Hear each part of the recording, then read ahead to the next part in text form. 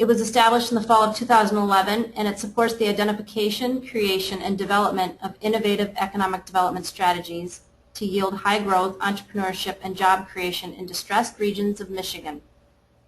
Each year, the REI University Center selects several innovative economic development projects that are led by experts in the field or by faculty at higher education institutions across Michigan.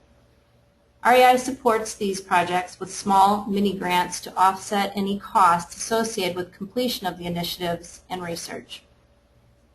Today, our presenters, Dr. Rama Yelkur and Zackary Gibson from Saginaw Valley State University, will present their team's student-led, faculty-guided project focused on the family business. Family businesses remain a vital force for innovation, job creation, and community development in Michigan. The Saginaw Valley State University Family Business Program is in the process of creating a comprehensive database of family-owned businesses in the Great Lakes Bay region and surrounding counties. Dr. Rama Yelkur is Dean and Professor at the College of Business and Management at Saginaw Valley State University. She holds a doctorate from Mississippi State University. She has extensive consulting experience in sports marketing, advertising, and sponsorships with organizations such as Kimberly-Clark, NBC Universal, and the NFL. She is a NASBITE certified global business professional and is active in many other organizations. Welcome, Dr. Yelkur and Zackary. Are you there? Yes, we are here. Thank you, Jennifer, for the wonderful introduction. It's our pleasure to be here today, and thank you to all for listening to us. It's been a very interesting project. I will let Zach say a few words about himself, and we'll get started. Hello, I'm Zackary Gibson. I'm an undergraduate marketing student. Gain a profile of family businesses in the Great Lakes Bay region.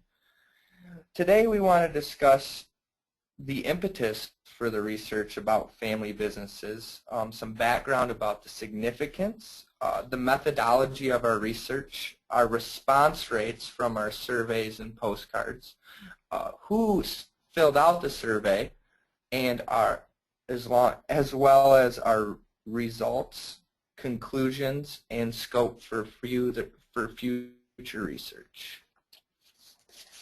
I'd like to share a little bit about how we got started in this research. 60% approximately of all companies, are public companies, are family businesses. Family businesses make up a large percentage of businesses in our region that we define as the Great Lakes Bay region of Michigan, and the numbers are comparable to the national data.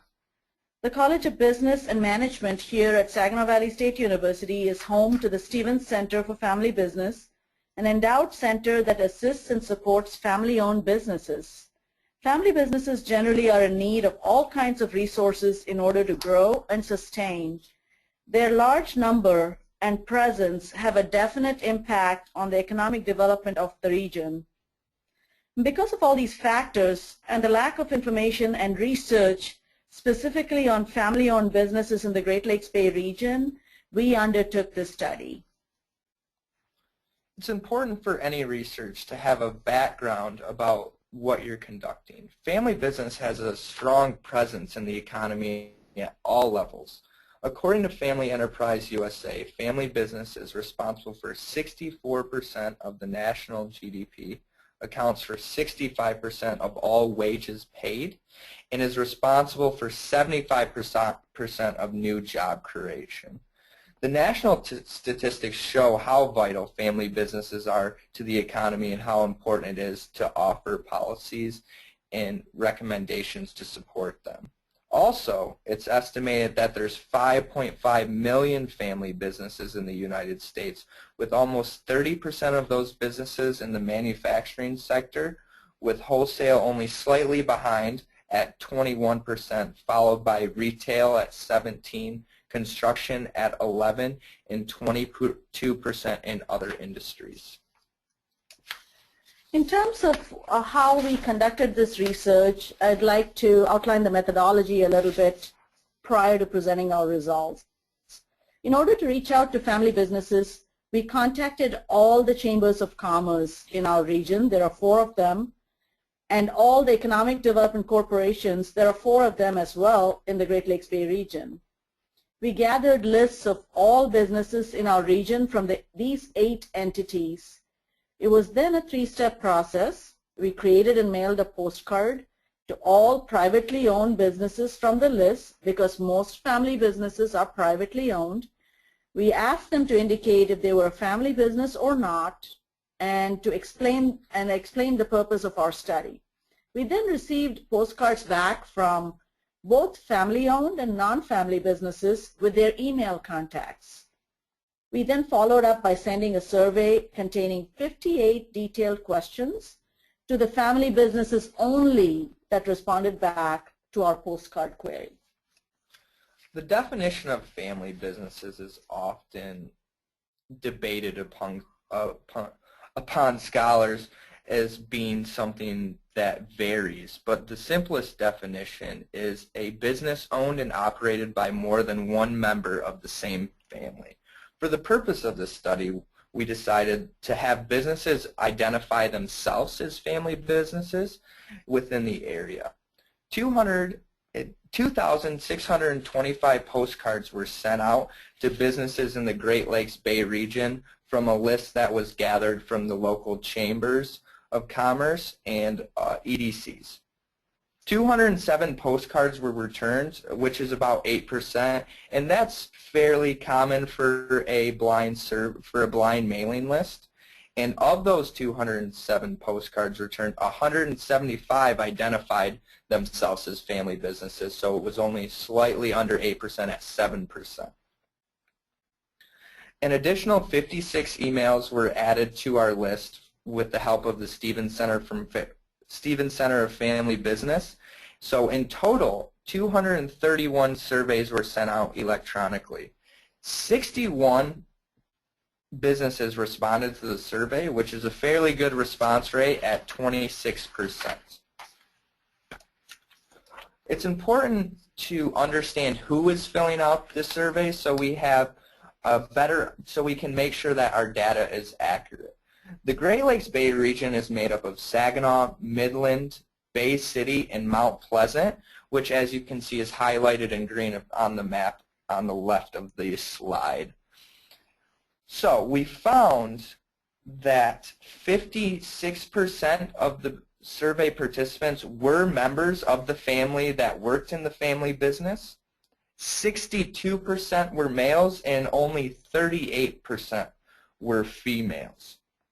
Along with the age of 50 years or older was 55%, and the length of employment, surprisingly, was greater than 10 years, and that was 72% of our survey respondents. This is very important because this is the most important because we know that the data is going to be accurate, and because they've been in the business for a long time and they have an understanding of the questions that we're asking. Now let's move on to some of the results we found about the profile of family businesses in the area.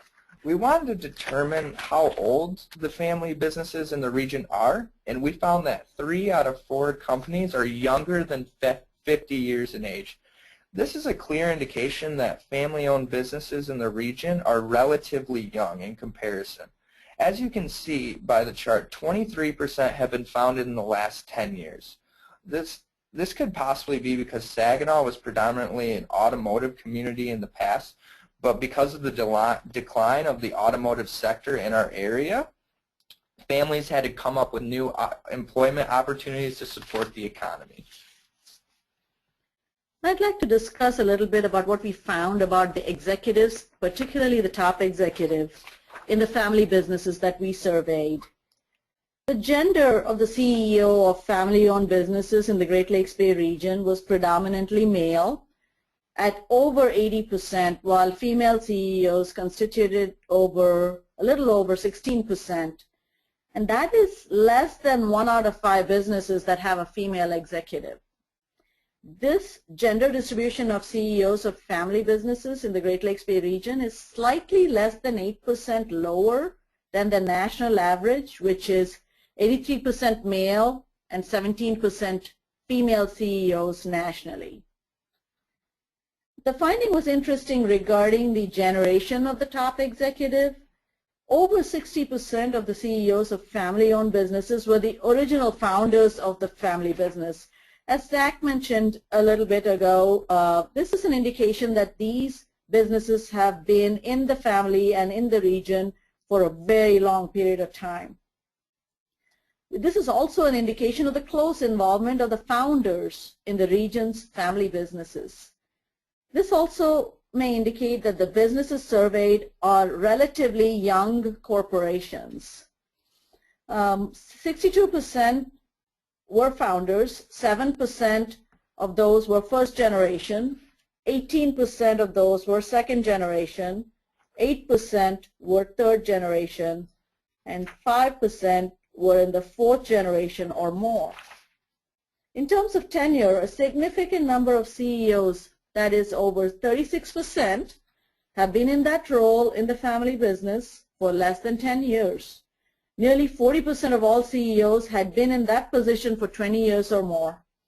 This is a clear indication that the founder of the business plans on holding that position for their lifetime. On average, executives of family businesses maintain their role 6 times as long when compared to executives from non-family businesses. 36% had been in that role 1 to 10 years, 26% were in that role 11 to 20 years, 16% between 21 and 30 years, 10% between 31 and 40 years, and 12% have been in that tenure for 41 to 50 years. It's important to see how involved the family is within the organization. So we asked which generation is the youngest that is currently working in the business. We found that slightly over 25% have the first generation working in the business. And this could possibly indicate the presence of a supportive and nurturing business environment for family-owned businesses. Over 50% of family businesses surveyed indicated the first and second generation are working in the business. When compared to the national average, which is 19% first generation, 33% second generation, 35% third generation, and 13% fourth generation, you can see that we still are relatively young, which it could easily be inferred when comparing it to when these businesses were founded. In terms of ownership, over 70% of family-owned businesses that we surveyed have indicated that one family solely owns them.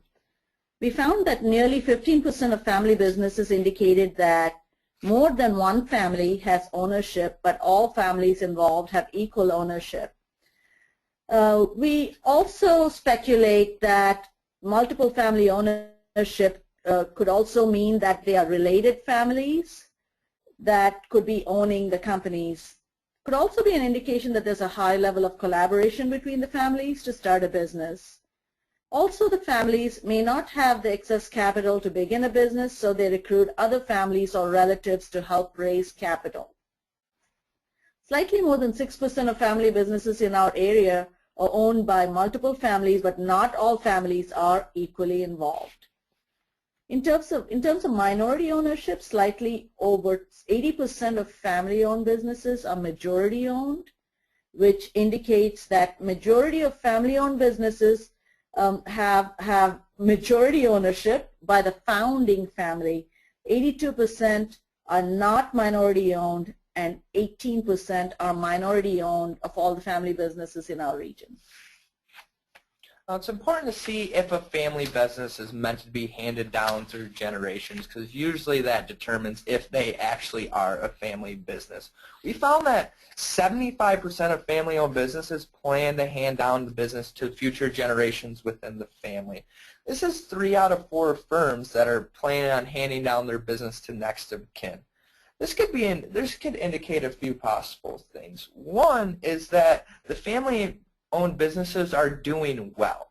And because they're doing well, there is a positive outlook about the stability of the firm and the firm's future, so that the founders or current executives in owning families plan on keeping the business open for long periods of time. which would account for them passing it down to future generations. Going along with youngest generation working in the family, we wanted to see how involved the family is within the corporation. So we asked family members that are in the management team, as well as family members working in the business, but not in a full-time management position. Almost 50% of family-owned businesses in the Great Lakes Bay region have a family member that is currently working in a management position within the business. This is a fair indication that the involvement of family members is important to the founders, current executives, while also the family involvement in management is important because that the current executive values the input of family members in the decision-making process, being the reason that they are in a management position.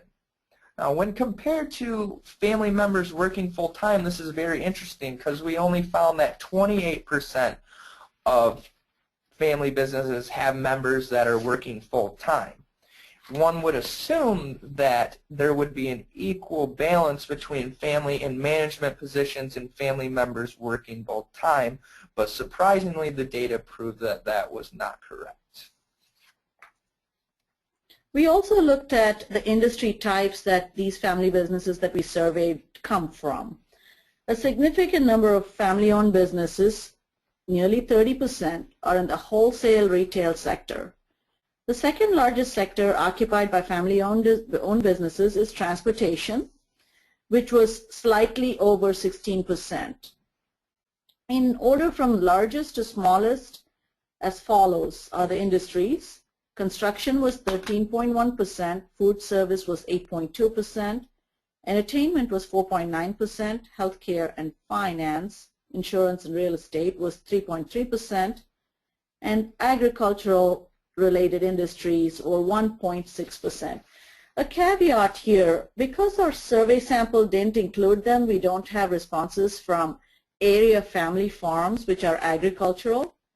However, a majority, perhaps even a large majority of the family enterprises in the Great Lakes Bay region are agricultural businesses, so perhaps we should qualify our findings about the industry by calling these percentages the non-farming community. It's important to see how influential family businesses are on the economy, so we asked a few questions pertaining to production, sales, and obtaining consumables. When talking about obtaining consumables, so where they're buying their raw materials for production, an astounding 100% indicated that they purchased their consumables within the United States. This is very important economic data to the region because it indicates that family businesses are having a positive impact on the national economy because they're not buying their raw materials internationally. Now it's important to look at sales. 87% of family-owned businesses sell their products here in Michigan, while 11% sell outside of Michigan, which shows that 98% of the sales are within the United States, are within the U.S. borders. Only 2% of the businesses surveyed sell their products and services internationally. This is interesting for two reasons. One, it shows that most of the production going on in the area and sales is staying within the United States, which is important because there's a continuous job growth. But also it offers an opportunity for businesses to sell internationally that maybe there's something they're missing due to lack of knowledge or resources. Last is production. Where are they producing these materials? An astounding majority, 92% of family businesses are producing their products right here in Michigan, which is fantastic because it means that there's a constant job creation and job sustainability within the firms. While 4% produce their products within the U.S. and 4% are producing their product internationally. Economically, this is great information for Michigan and the United States. In terms of revenue, of the family businesses we surveyed, 44 of them gave us their annual revenue, and so if you added up the annual revenue of these 44 firms, it amounted to nearly $399 million. 23% of the family-owned businesses have an annual income between $500,000 and $1 million. Approximately 61% of family-owned businesses indicated that they gross $1 million or more in annual revenue. In terms of employees full-time versus part-time, 50 of the family-owned businesses indicated that they currently employ 1,385 full-time employees. So if we aggregate it to the 61 companies that we had responses from in the survey, it may be assumed that the reasonable estimate of full-time employees working in family businesses among these 61 companies is close to 1,634. In terms of part-time employees, 50 of the family-owned businesses indicated that they employ 1,024 part-time employees. Part-time is considered anyone working 25 hours and seasonal staff, which may be responsible for the high number of employment of part-time employees.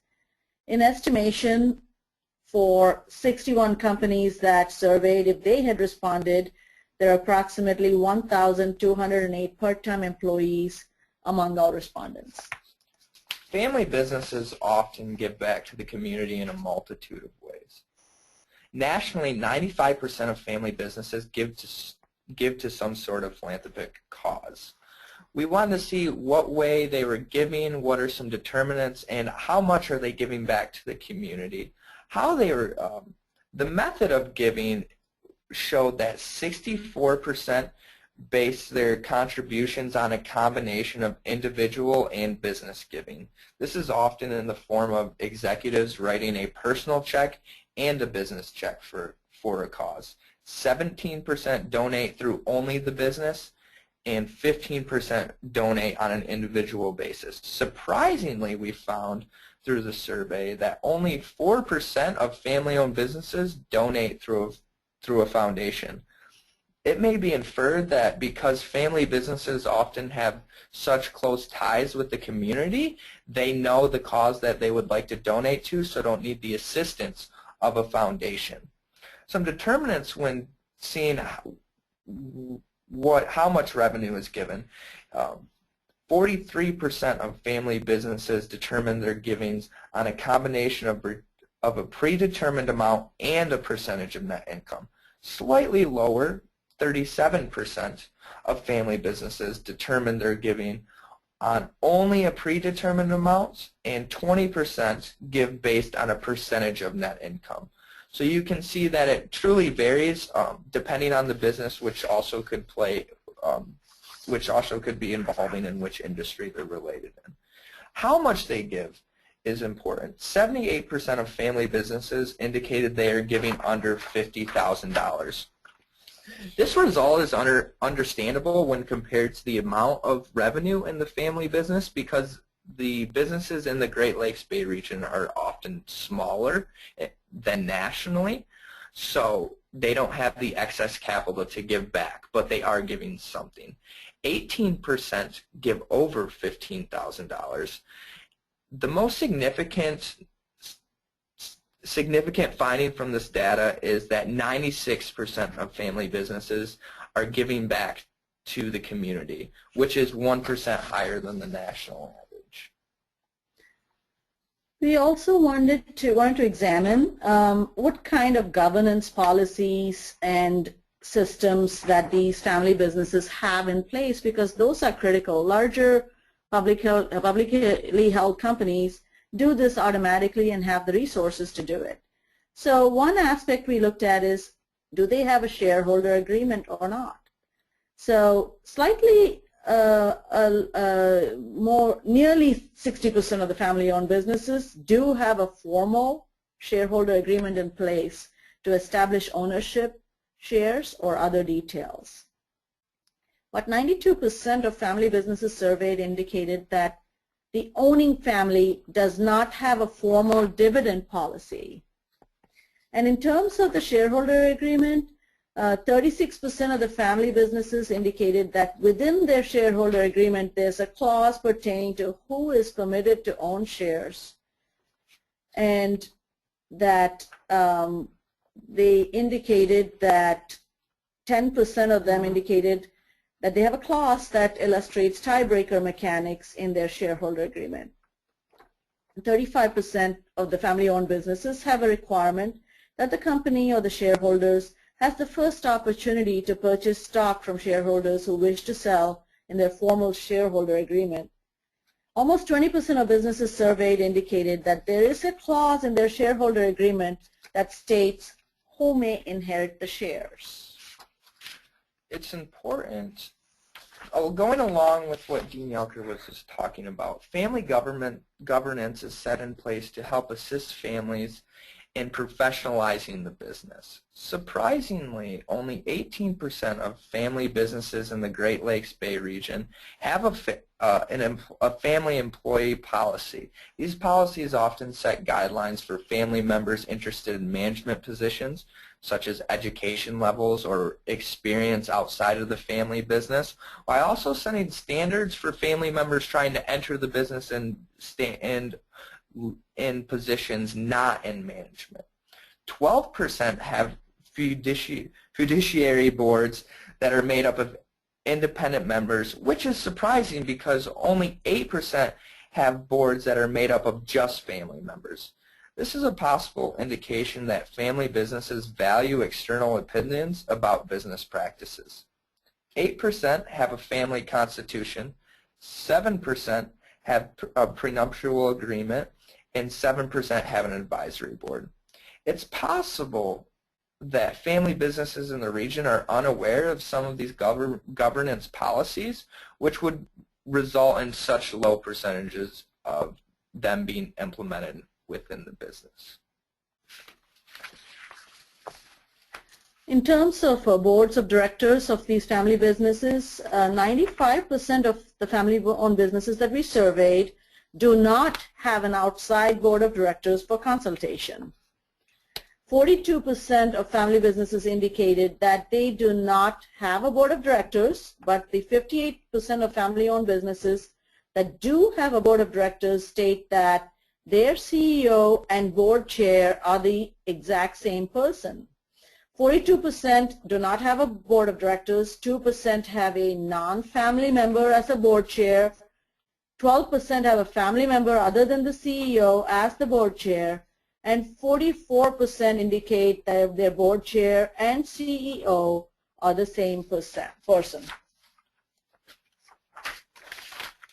In terms of having an outside executive involved in the family business, 42% of family businesses stated that they would consider a non-family member as an executive in the company. And 37% indicated that it was just too early to say if they would hire a non-family executive. 21% said outright that they wouldn't hire a non-family executive. In terms of outside experience, we found that 54% of family businesses identified that they have had a top executive that has worked outside of the family business in a significant professional position. In terms of co-leading, 65% of family-owned businesses indicated that they do not have a co-leader such as a co-president or co-CEO, etc., within their business. Succession planning is one of the most important topics pertaining to family business because it directly affects the longevity of that business. We found that 26% of family-owned businesses surveyed have indicated that they have some type of formal succession plan in place, and 49% of family businesses surveyed indicated that they have an emergency succession plan set in place. Similarly, with family governance, the lack of planning may be constituted to the lack of knowledge about these sorts of business practices that are specific to family businesses. We wanted to have a better understanding, since succession planning was so important, about what type of factors are important to owners or executives or founders of the family business. Of the family businesses surveyed, 60% found that family-related issues were important or very important to succession planning. When considering taxes, 70% found it important or very important to have a clause within the succession plan, and stability of the firm was an astounding 91% of being important or very important. When planning for succession, the stability of the firm seemed to be the most important factor to the founder of the family business. Also, family-owned businesses indicated that having the best person for the job, regardless of family ties, 77%, and having a competent successor at 91% were very important or important factors to include in succession planning. This is a clear indication that while families do value involving other family members, they value the success of the company more. Going along with factors in succession planning, we wanted to see what type of execution was important to family businesses. Surprisingly, only 56% of family businesses thought that explicit succession criteria for the next successor was important or very important. This is only slightly over the majority, which you would think would be something that would be important so that the transition of successors is much more smooth. Majority, 73%, found it important to train the potential successor so that they have an understanding about the duties of the position, because you, again, want the transition between the current executive and the successor to be as smooth as possible. 7% of family businesses found that competition is healthy when choosing a potential successor. The majority do not find competition relevant when executing a successor position. This can infer that the founder or current executive already have successors in mind, or that there's not many successors to choose from within the family business. This majority, 51%, find it important or very important to inform the family of who the next successor will be. Again, as we've found through other data, this shows how important the family is in making decisions about the longevity of the family business. 50% found it irrelevant or neutral to inform employees who the future successor of the business would be in their succession plan. A formal succession plan to inform the successor about any remaining roles or responsibilities was found to be important or very important by 60% of the family businesses surveyed.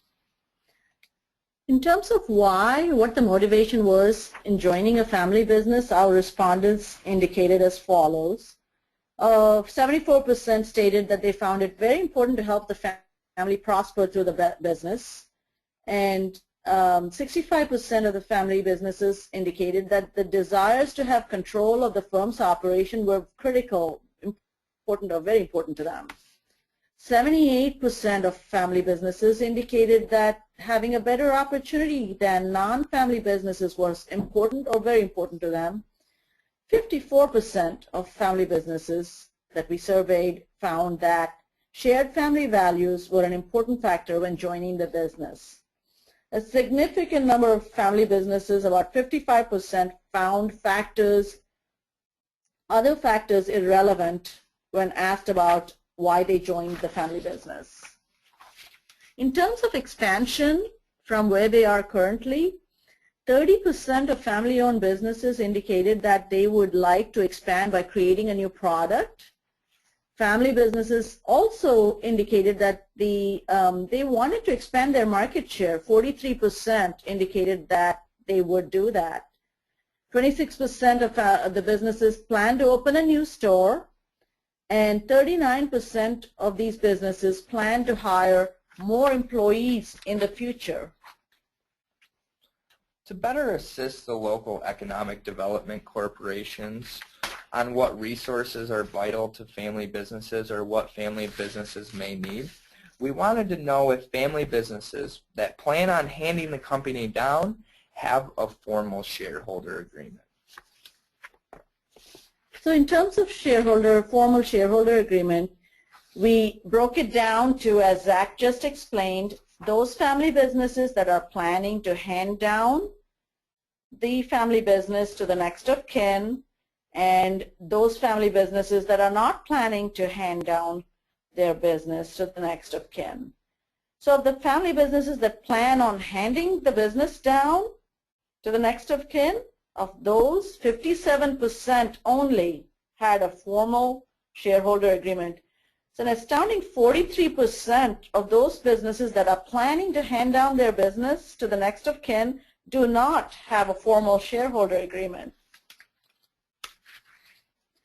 In terms of formal succession planning, among those businesses that are planning to hand down and those businesses that are not planning to hand down, of those businesses that are planning to hand down to the next of kin, only 23%, a very low 23%, do have a formal succession plan. And an astounding 77% do not have a formal succession plan. Of those not planning to hand down, 36% of those companies do have a formal succession plan, and 64% do not have a formal succession plan. In terms of emergency succession plan, 45% of those planning to hand down have an emergency succession plan, and a majority, 55% of these planning to hand down do not have an emergency succession plan. Of those not planning to hand down, 54% do have an emergency succession plan, and 46% do not have an emergency succession plan. So we found this breakdown very interesting because family businesses were planning to hand down their businesses, but a significant percentage of them did not have neither formal shareholder agreements or succession plans.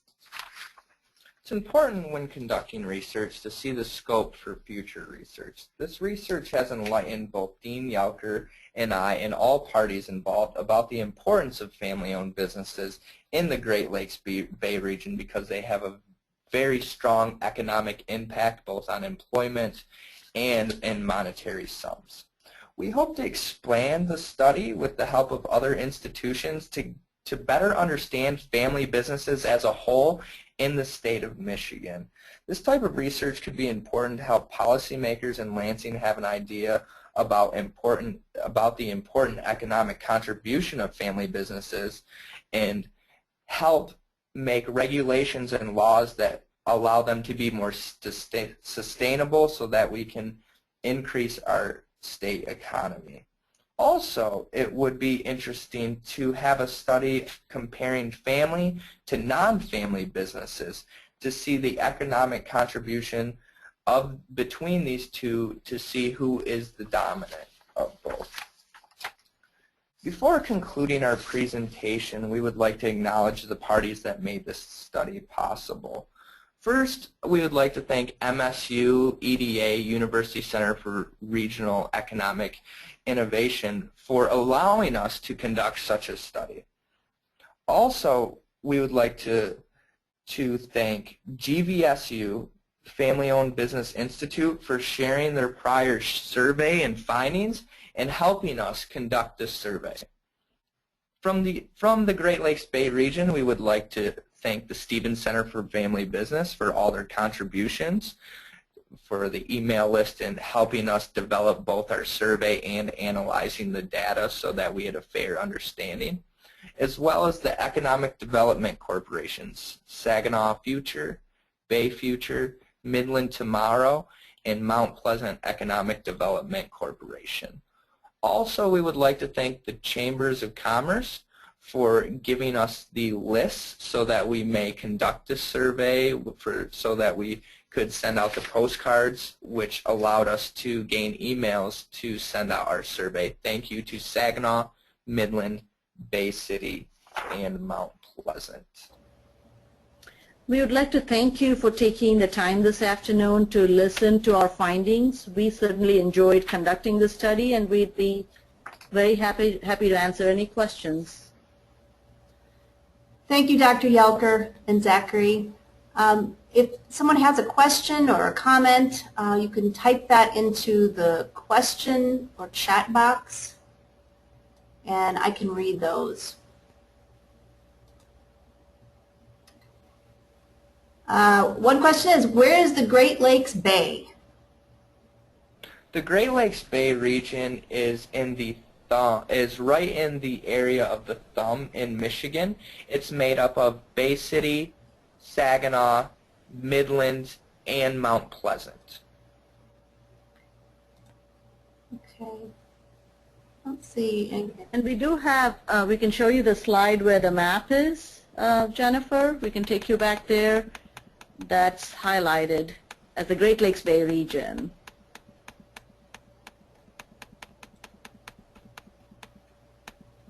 There. So that's how many counties in Great Lakes Bay, but the 4 cities are Bay City, Saginaw, Midland, and Mount Pleasant. Okay. I have a couple of questions or just comments. First of all, this is a significant amount of work. I'm looking at my colleague here in the room. She's been listening as well, and I'm thinking to myself, my goodness, this was a very large survey and probably took a lot of time. And I know that you asked for an extension because of the nature of the survey being very personal, and then the questions that you were asking these businesses. So hats off to you, because this does seem like it was a lot of work. And I'm wondering, were there any surprises along the way while you were conducting this project? It's very interesting. We were impressed at the number of family businesses that would self-identify as family businesses. That made it a lot easier for us than us identifying them as family businesses in sending the survey. And the second surprise was, as we highlighted in the conclusions, it's interesting that, see, that's why family businesses need help and resources, because the majority of the family businesses, about 75%, have all the good intentions of handing it down to the next generation, but they don't have any formal plans. They don't have a succession plan. They don't have formal shareholder agreements. A large percentage of them don't even have an emergency plan for succession in case something happens. So they have all good intentions of running a good company and in an ethical fashion contributing to the economy. But if something happens to the founder or the lead generation or the CEO or the president, we don't see very much planning in place or governance systems in place that these family businesses have. And we see an opportunity to help them there. Do you know of any resources in the region that could help them, services that could help them to craft? Absolutely. I'm the Dean of the College of Business and Management at Saginaw Valley State University, and we are one of a handful of family business centers. Our family business center is called Stevens Center for Family Business. It's a membership organization, fairly affordable membership. We offer programming at least for a year for members and guests of the Stevens Center for Family Business. And we also offer consulting. We offer, opportunities for peer groups to meet. For example, we'll say all the first generation gather in one room and discuss your issues. Second generation do this. We bring experts to talk about how to make governance possible within family businesses, how to conduct a formal board and board meetings, those kinds of things. So it seems like what seems to be second nature to all larger businesses seems that families need help because it's a blend of family and business. So the Stevens Center of Family Business is an endowed center housed within the College of Business and Management, and we offer any kind of services to the family businesses, not only in our region, wherever possible. And we collaborate across the state. Grand Valley State University also has a family-owned business institute within the university, within the College of Business. With that said, such a great resource was one of the questions in your survey, if given the opportunity to learn to write a succession plan or craft one or other types of services, would they take advantage of those? Was that asked? Yes, one question we asked is, please rank in order of importance what kind of services would you like to see for your business, and that was one of them. Okay, great. That's good to know, right? Because then you could build off of that in some form or another. Correct. We're going to build off that list in terms of programming and what is critical to businesses in our region. Yeah, learning what is needed. Okay. Also, just for me, and maybe other listeners are familiar with this, but is the difference between a shareholder agreement and a dividend policy, is it the shareholder agreement is for investors and the dividend policy is for employees, or do I have that completely wrong? The shareholder agreement is, we primarily studied that to see who can hold shares, and we found that a significant number of family businesses say it's only family members. Okay. So, and how the dividend is distributed is the dividend policy. okay. How the dividend is distributed among shareholders is the dividend policy. Okay, so I didn't quite have that right. Were there any obstacles that you ran into while doing this work? Well, it was interesting because I've done a lot of survey work before, and I was nervous about the response rate and how we can possibly complete this study if we barely got any responses. So we undertook that 3-step process, and we only got like 8% back from the initial mailing of postcards.